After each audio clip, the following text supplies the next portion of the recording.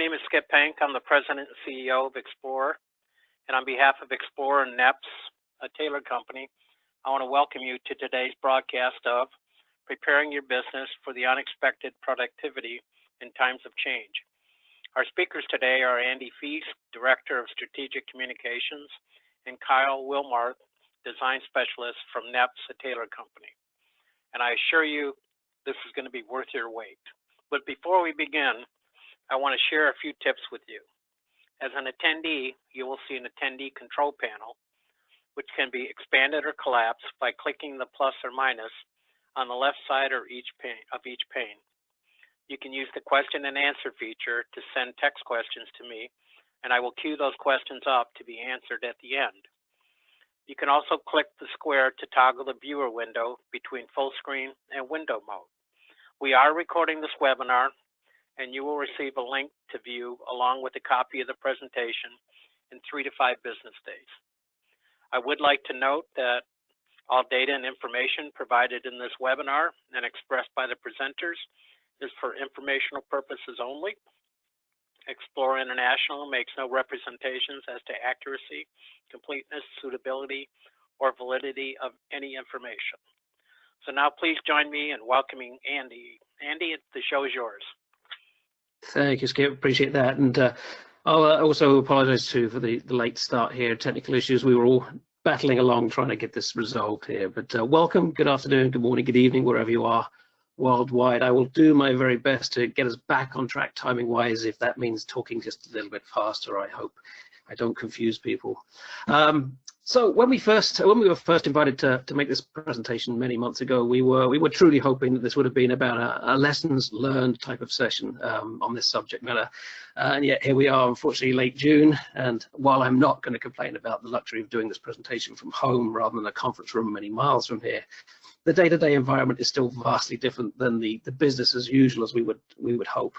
So this session on preparing your business for the unexpected is intended to be about any situation. And while we have learned a lot in the past few months, sadly, there's still a lot more to work through before we can think this pandemic is truly a thing of the past.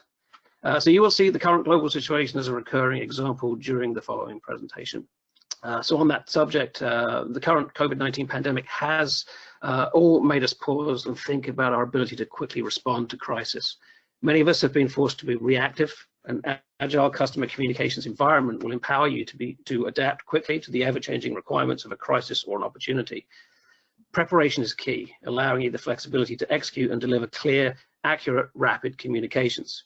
So during this short session here, we'll discuss the ways to prepare for the next challenge, crisis, or obstacle by implementing the plan you wish you had instead of the plan you thought you needed. So it's my pleasure to hand this over to Kyle to get us started on this subject. Thank you, Andy. And this is just a brief rundown of the agenda, and thank you for framing that up for us. These are just some of the key pieces that we'll be covering here. First of all, a crisis may come in different forms. It can be regional, like weather, or as in Australia recently, wildfires, both of which may disrupt distribution of goods and services. Widespread, much like the pandemic, it can be short-lived. Again, the fires are sustained, or even unique to a person, whether a client or employee. Each of these cause stress to varying degrees and can create wholesale changes, perhaps permanently, to your business processes. During these times, as a business initially looks internally to assess impact, but all too often, the crisis impact to the business may be due to impact to its own staff and its customers. So that internal focus is best served providing solutions for your internal and external clients. So we've all been through what we're experiencing now, the COVID, and still experiencing. We can relate to some of these things. As mentioned, businesses must first navigate the financial and operational challenges of the coronavirus or a crisis, while rapidly addressing the needs of their people and customers. The coronavirus outbreak has forced companies to reevaluate how contact centers are leveraged, how employees deliver relevant customer experiences, where they work, and how digital channels can be used to support business continuity through the crisis and beyond. With these emerging new behaviors, organizations have an opportunity to accelerate the pivot to digital commerce by expanding existing offerings and creating new lines of service. For example, retailers rallying to provide contactless delivery, curbside pickup services, etc. This acceleration will force organizations to reimagine their digital strategies to capture new marketplace opportunities and digital customer segments. Technology-wise, even before COVID-19, many organizations face considerable IT challenges. Now COVID-19 has pushed companies to rapidly operate in new ways, and IT is being tested as never before. As businesses juggle a range of new system priorities and challenges, business continuity risks, sudden changes in volume, real-time decision-making, workforce productivity, security risks, company leaders had to act quickly to address immediate systems resilience issues and lay a foundation for the future. Ultimately, once we reach the other side of this pandemic, it will be important to establish long-term strategies for greater resilience and to apply lessons learned from the experience to create a system and talent roadmap that better prepares us for any future disruption. Ultimately, we can learn from these experiences and turn massive challenges into meaningful change.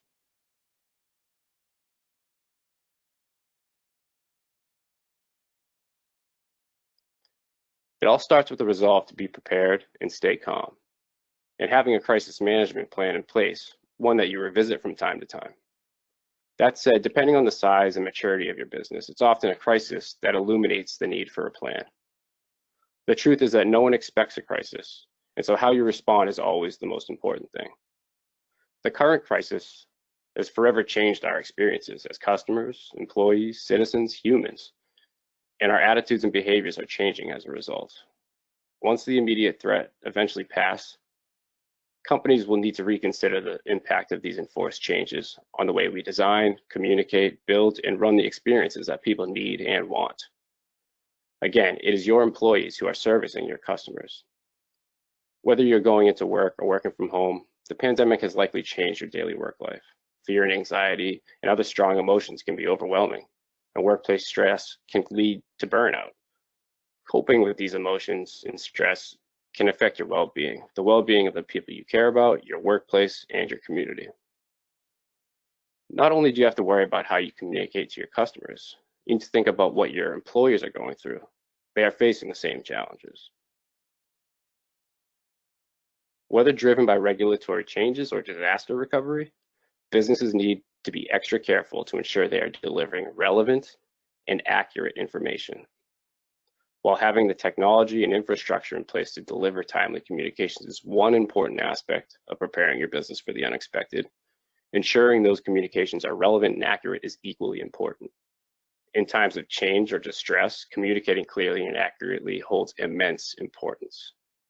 For example, simply changing a customer service phone number across all communications or including an alert in existing communications could be an extremely difficult and time-consuming task, as many organizations are limited by outdated legacy systems and print-centric applications, as well as output channel silos, making consistency and accuracy all the more challenging. Some tips for communicating relevant information to your customers. Communicate clearly, simply, frequently. A crisis limits people's capacity to absorb information in the early days. Focus on keeping listeners safe and healthy, then repeat and repeat. Give people what they need when they need it. People's information needs to evolve in a crisis. So should a good communicator's messaging. Different forms of information can help listeners to stay safe, cope mentally, and connect to a deeper sense of purpose and stability. Choose candor over charisma. Trust is never more important than in a crisis. Be honest about where things stand, don't be afraid to show vulnerability, and maintain transparency to build loyalty and to lead more effectively. Having the flexibility to react quickly and dynamically across all communications is, too, increasingly challenging. Customers today often expect communications at their convenience and in their preferred channel, while at the same time, not wanting to feel flooded with redundant or irrelevant messaging.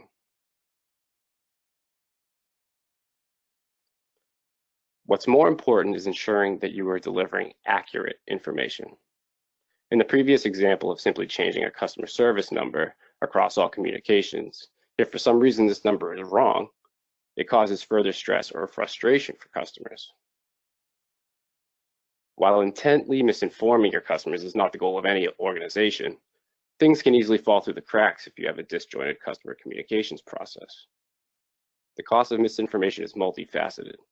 Again, customers often do much more than interpret words and pictures when they read a communication. They form an impression of the organization that actually created that communication. Ensuring that these are clear and accurate will enable your customers to have a positive experience and leave a positive impression on your business. Business communication should be short and to the point. Sometimes you're trying to avoid delivering bad news or trying to avoid taking a stand on a topic. While the sign you're viewing here on the screen is novelty, it's a good example of how distracting from the main subject can be costly. It is always best to avoid confusion and clearly say what you mean by framing your message in a way that is easily understood by all receivers. The cost here is, well, the bridge is out ahead, so you be the judge. This second example you see here is a real-life communication that one of our colleagues received within the last couple of weeks. A healthcare provider sent this after an office visit. At a glance, your eye is directed to the center of the page with a total line. Directly below shows some of the patient details and highlighted in a highlighted border box where it states, "Please send payments to." Some initial thoughts when you open this up and look at it, could this be a receipt? Is this a bill? Didn't I pay this already? Do I owe another $1,400? Again, at the end of the day, this was a receipt of payment. Even with careful scrutiny of the communication, it is unclear to the recipient what action needs to be taken and adds confusion. It's a poorly designed, poorly worded document. In times of stress, added confusion is costly. Again, people do a lot more than interpret words and pictures when they read. They form an impression of the organization that created it. This one was simply spit out of a billing system and never to be thought of again until it showed up in the mail. Misinformation is usually unintentional. While it may contain some accuracies, misinformation is often the result of a dearth of excellent information or someone's inaccurate or faulty assessment of a situation.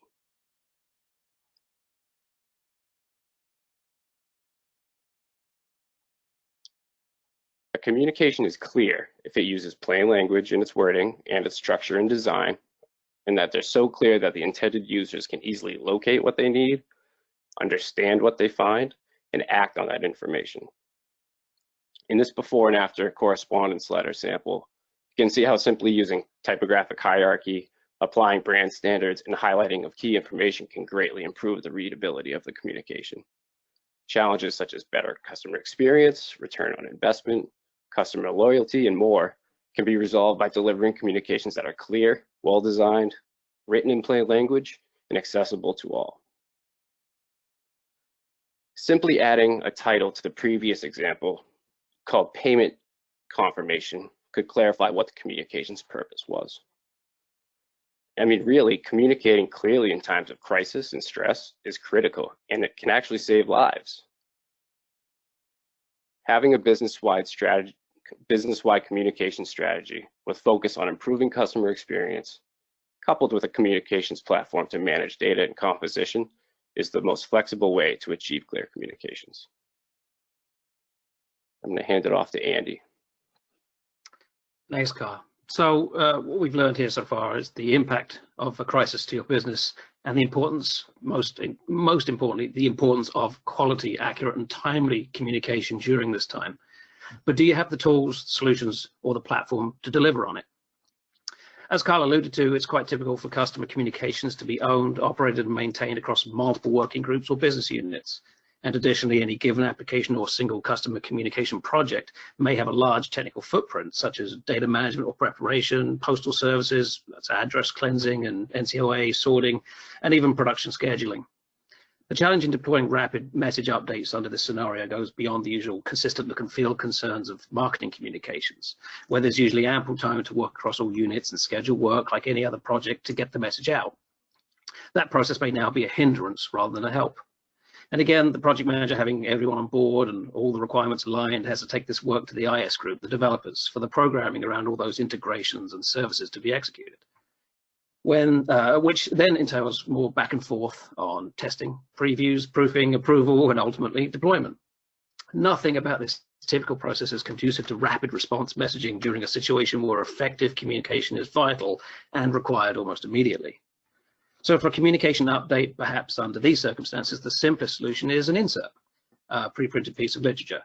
An insert to be included in all mailings may take time to be produced physically though. So whereas an onsert, which is the insert in electronic form, could be included in any print process with relative ease. Benefits of this, of course, is the ability to add different versions, perhaps by state, where the rules of the crisis may vary without significant impact to the mailroom, of course, here, because you've got to worry about your insert bins. If you have multiple pre-printed stock, you've then got to go back to your developers anyway to update your control barcodes on the pieces. So, but is it all that simple? Well, maybe. But how quickly can your team implement this into all of your jobs? And what of other channels? Email, SMS. Can the onsert concept work for the communication preference of choice? As we will continue to see with any solution designed for flexibility and responsiveness, it almost always comes down to the process, the services and the platform's capabilities rather than the people involved. The best intentioned and highly motivated people can only work as fast as the tools they use and the processes governing the use. So the right platform or consolidated solutions is the one in which all of your jobs are managed independent of the underlying composition tools, services, or architecture, and where management is built in, meaning approval processing or change management, change previews, testing, deployment. Ultimately, this provides the ability to best serve your communications effectively, accurately, and rapidly. Next slide, please, Carl. An enterprise platform for your communication would achieve this goal. In the case of the onserts over the insert approach, rapid deployment, the ability to implement content as an attachment, complete with business rules, consistent across all communications, is just inherent. Further, because the addition of content to any output mail piece could have impact of postal costs, envelope selection, batching, a single system that automatically resolves that scenario without IT modifications provides a simplicity that should be obvious under the requirement of a rapid turnaround, urgent customer-facing communication. The ability to update content, apply rules that determine where and how the content is used in existing applications, and allows for testing and preview along with deployment greatly simplifies a process that may have required full project management in a typical unoptimized solution and standard circumstance, non-crisis circumstance. But the solution suggested here so far, the insert-onsert approach, really it's focused around a mailed communication. Can the same solution work in the increasingly expected or preferred electronic channels? Sure, in its simplest form, a PDF onsert could serve as an attachment to an email. Even with text, the message content itself may contain a link, a URL to the same PDF content of the insert. And it can still all be managed from a single source platform with minimal cost in time and management. So far we have focused on a simple solution to address the need of quick turnaround of information in the form of additional content to an existing application, whether that's insert or onsert, as we call it. But what if the circumstance requires updates to the content of these communications? Unforeseen circumstances may make permanent or temporary changes to on-page content, such as terms and conditions or coverages. Think of what should or would be covered as far as COVID testing or hospitalizations or even office sites, accessibility opening hours, which varies state by state, for instance. Updating sections or content in existing communications is not as easily addressed as adding an additional page or two to a mailing. That onsert could easily be overlooked and outside of the context of the rest of the communication piece. And you really can't risk the important message being overlooked as such. So we need tools that provide rapid solutions to content changes. Further still, as we've seen with the current pandemic, as an example of the time of crisis, social distancing has meant office closures or drastically different staffing requirements. In particular, is the working from home impact here. While only part of the economy's work can be done remotely, the success of moving large numbers of work into socially distance mode depends on multiple digital services, telecommunication services, and applications. Communication accessibility is in a mostly online-only world for the past 4 months has been a hurdle for many organizations. Those with a relaxed attitude to remote workers were better suited to this rapid transition to remote-only operations. Indeed, remote working has actually been on a major upward trend for a few years now. We had a look at this 2016, 2017, the 1 year period there was a remote working growth of 7.9%. But over the past 5 years, it grew 44%, and over the last 10 years, it was 91%. So it's perhaps fortunate that it hasn't been too difficult to support a sudden need to have workers remote. Regardless, even with the staff on laptops and VPN access to office servers for emails, files, connectivity, there are just some systems and processes that are complicated in this working from home scenario. So moving away from thick client, locally installed software with the benefit of a platform that supports online access, not only just for process management, but for design, workflow, personalization, content management, and deployment, enables swift turnaround in these unprecedented times. Those companies with such centralized and integrated tools can achieve so much and do so even while the workforce is almost entirely remote. The interactive tools available are an example of what is out there to support businesses to remain operational during uncertain times. And these include remote authoring, for instance, specifically targeting the business units to manage their own content across applications without the need of the IS developers being integrated into that template design environment. Tools that allow this process of editing are further enhanced in their ability to preview updates, to do in-context data modifications, to test your business rules, and the ability to approve and deploy without ever needing your developer's intervention. Then there's remote design. It's a similar concept where the content is not the change, but the layout, the template, the same solution of remote access to a comp tool, the design, the business rules, and content available through web-based tools. These too allow for workflow approval and deployment. And there's even real-time personalization, and that's the cases where the content or layout doesn't need changing, but there are tools that allow existing templates, existing correspondence, communication pieces to be edited ad hoc before the deployment or mailing. And this is a real benefit to communications originating, say, from a customer services group or somebody with instant correspondence and on-the-fly editing. And any or all of these tools being tightly integrated into a single consolidated communications platform means rapid updates, reviews, deployment, and all available remotely when a crisis creates that need. So really to wrap us up here, to recap, we have seen it's vital to have the right infrastructure, the tools, the processes and solutions, and the steps in place in order to enable clear communication in times of crisis. In the case of the current COVID-19 pandemic, it can even save lives. Clear communication is considered important enough that on the website for the Center for Plain Language, that's centerforplainlanguage.org, they added a specific COVID-19 category for their annual Clearmark Awards. For this, they are seeking entries that use plain language to help the reader understand COVID-19. That's identify symptoms, take specific steps to stay healthy, find access to resources, and more. And so they have recognized the vital role of accurate information at this time. On a lighter note, however, they also have another award program. Ever seen something so confusing you thought, WTF? Well, you know, it's not that. It's obviously clean, and in the spirit of the whole purpose of the website, it's plain language. It's work that failed. Work, and specifically work that failed to communicate clearly. The worst of the worst win, in inverted commas, the award at their annual banquet. But all those nominees for the WTF award are encouraged to improve and resubmit their work for the chance to win the turnaround award. So possible benefit there, but you don't really want to be associated with that. So the goal, you want to have a system and process that can manage a crisis, support rapid change and remote productivity, then communicate quickly. So the 5 steps to successful communication in a crisis. 1, plan. Have a playbook mapping out specific scenarios that could happen to your business and the processes for handling each. Maybe create FAQs, create governance around legal, regulatory requirements. Then monitor. And this step's really about listening. Is your message on point, or has it led to more confusion? Set up listeners for the keywords on social media or forums or wherever your message is distributed.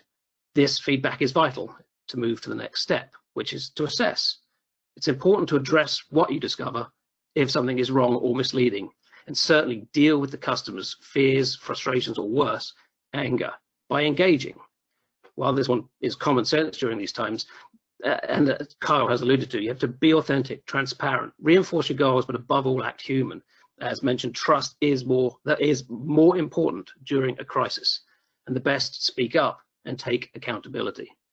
And ultimately, review. Not necessarily when it's all over. Constant review is just as vital. But when it's all over, it's time to take stock. Were there issues in your step one plan, which is where this all derives from anyway? What feedback or questions came out of this? Was something missing? In particular, was there anything unexpected to learn from and improve for the next time? And of course, we're all hoping there won't be a next time. And while we can all live in that wishful thinking world, we hope from this session you have at least seen it's better to be prepared just in case. So with that, we're certainly open, Carl and I, to answering any questions that may have come from this. Okay, I did get a few questions. Let me do the first one. If you were to pick a type of communication to focus on replatforming, what would be a good place to start? Thanks for the question. I can take this one. Really, the most important communication to really look out, and it may be more general, but correspondence documents, letters, confirms, bills, things like that, because they're really directly speaking to the individual and the customers, and honing down and getting your messaging correct on those is very important, because they're going to be seeing these correspondence communications perhaps more than others. So I would say correspondence, letters, things like bills, things that are sent monthly or on a quarterly basis are a great way to reach your customers and to utilize those contacts and those communications to get it right and to communicate clearly to your customer. So correspondence. I might also, sorry, Carl. I might also add to that if you are already tracking the success rate of your mailings, if you do monitor what is responded to, whether a piece was effective or not, you've probably already got the data that you would require to identify your targeted communications, what would be the most effective, and start there. Start with the ones that hits the most people most frequently. Thank you, Andy.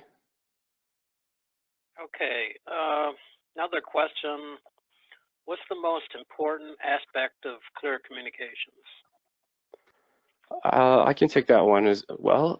Really, the way that we determine if a communication is successful or not is it needs to pass a test, and it's a three-part test. And I may have alluded to it briefly in my my comments in another slide. But if you can locate information, understand that information, and then act on that information, we call it locate, understand, and act.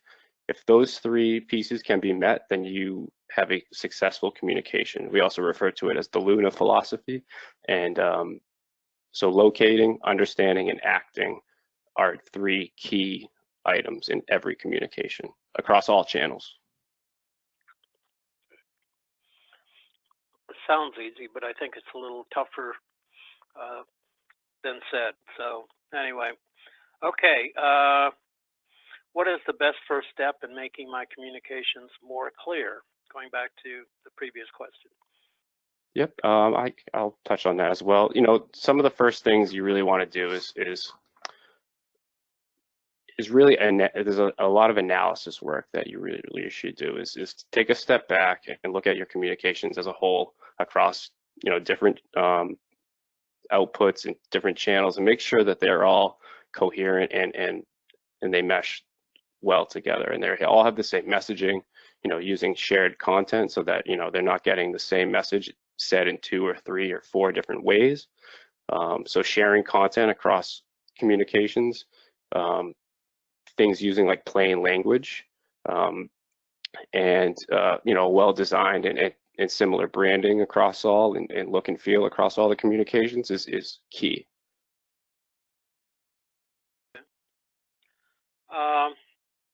How do I maximize the benefit of a platform solution if we only use a single composition tool? That's a good one.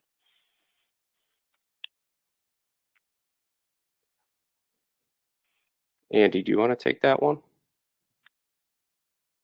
Yeah, and there's a great example of being prepared for a situation by not being off of mute. I started answering that one.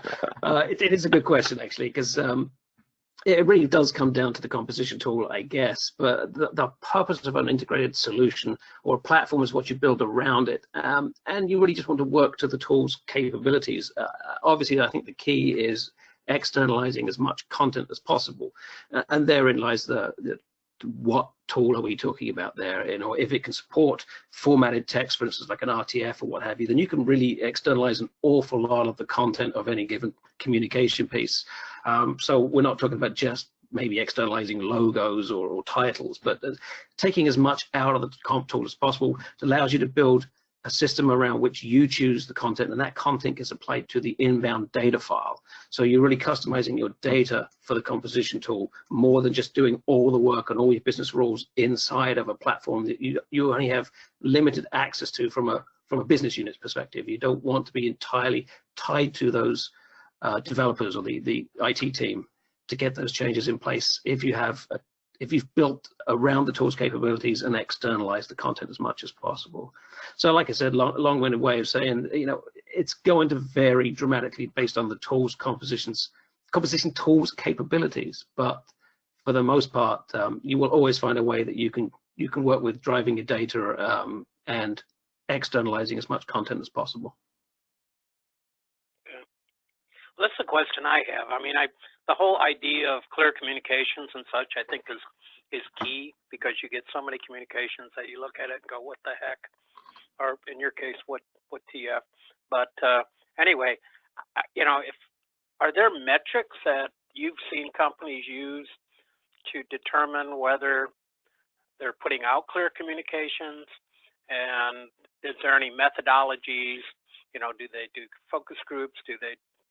How do they typically go about finding out if the changes that they've made have been effective from both a customer experience standpoint and a financial perspective? So there are some metrics that can be used. I know the Forrester has CX index score, so customer experience index scoring system, and they take in several things into account to make that score up. And really, when we've done some projects, we have done some redesign projects where there's usability testing included, and typically the usability testing is one-on-one interviews or surveys. We haven't done so much focus groups because we feel that getting a one-on-one, you get some more honest answers from each individual, and you use that to keep going forward. And to do that on a periodic time frame is recommended. So every 6 months to a year or less, really depending on what your goals are in that case. But usability testing is a huge help in honing down what is going to improve and how your customers are reacting to it. Okay, well, I don't see any more questions. Why don't we go ahead and wrap up? Andy, Kyle, do you want to share any closing thoughts that you might have? I would just like to add a thank you for all attendees today, and just want to extend that if you do have any further questions, I'm sure Carl and myself, we will both be very happy to address those, and also maybe check out our website at neps.com. Yeah, thank you, everybody. Likewise. Okay. Well, once again, I want to apologize to everybody for the technical glitch. I will say I was very impressed with the number of people that stayed on the line. We didn't lose anybody, particularly the people there were people from India, Italy, Hong Kong, and it's way out of sync for them. And so thank you so much for hanging in there with us. So with that, this concludes today's webinar. I want to thank Andy and Kyle for sharing today, and for NEPS, a Taylor company, for sponsoring the event. I do want to remind everybody to go to the Xplor website often. On it, you're going to find updates on our programming, upcoming events, and the many other resources that we have available. We still are set for Xplor 20, September 17th to the 19th, but we're monitoring that very close and actually looking at plan Bs to be able to offer a full conference experience, whether it's face-to-face or online for the community. So check back there and see where we're at. And with that, we'll go ahead, close, and disconnect. Everybody have a great week. Thank you all for being here.